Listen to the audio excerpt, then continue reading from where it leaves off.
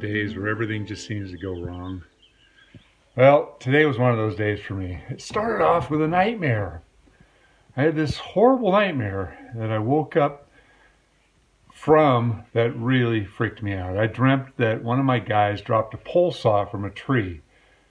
Blade first, it came down, hit me on the carotid artery, and I was bleeding out and I was dying, and I woke up just thinking, oh crap.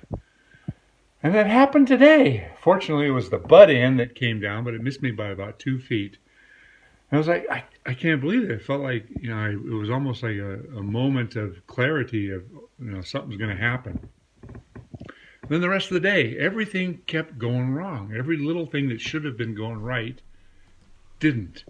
Well, let me show you. All right, what should have started out as a pretty straightforward job just turned into one problem after another. Let me explain it to you. We've got a live oak here that's completely dead. It's been dead for about a year. So it was a little sketchy. Unfortunately, there wasn't anything good to tie into. The neighboring tree was just too far away. So we had to do the whole thing from the dead tree, which is always kind of sketch. So anyway, we decided to take off some pretty good sized limbs. And one of the first things we talked about was getting this one long limb out that's extended out quite a ways. And we talked it over and we came up with a good idea. But clearly, the man in the tree, Jorge, didn't understand what we had completely talked about. So he kind of did it different from what we had originally planned. So it didn't work out great. It's important to talk things over before the guy goes up in the tree. Because if you try to communicate from the ground, there's the problem. What I told him to do, I should back up on that one. What I told him to do was to put it on the very end and cut quickly so the butt would drop straight down. And if that was the case, it would have gone, we left it butt weight heavy so that it would hang straight down and not get hung up.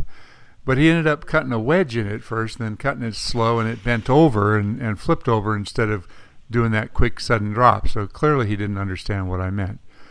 So we had to dick around with it and fight it, and I'm kind of speeding things up here a little bit, but we had to get the pole printer in there and pull on it. It's still butt heavy, and it should slide here, but it was just, when one of your first cuts of the day starts off that way, it kind of sets the tempo for the rest of the day. And there was a branch that was really not an easy one to take down, because every single piece would have hung up in one of the adjacent lower trees. There was trees all around that were quite a bit lower than this one. So we finally got it down, finally got it through. Honestly, this whole situation only took about 15 minutes, but it was just a pain in the ass that we should not have had to deal with. So once we got it on the ground, we kept carrying on, and we got it down. It didn't go too bad till we got to the base of the tree. I should back up.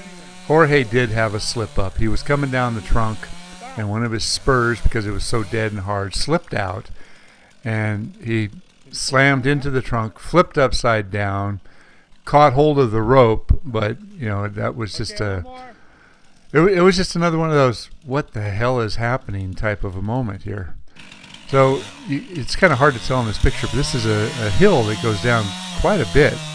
So what we should have done is not what we did. We ended up cutting it thinking that if you left enough meat on the base of it, we could pull it over and it would hang up, but it didn't. So instead of going up the hill where we wanted it to, it rolled down the hill.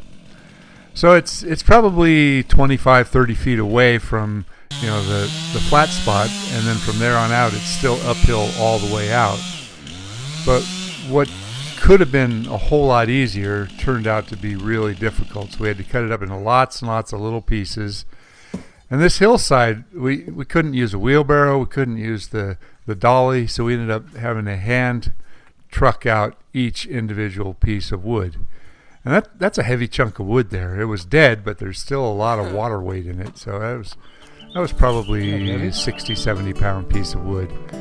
And we were carrying it 500 feet at a time all the way out to the chipper. Oh, hope tomorrow goes better. This day sucked.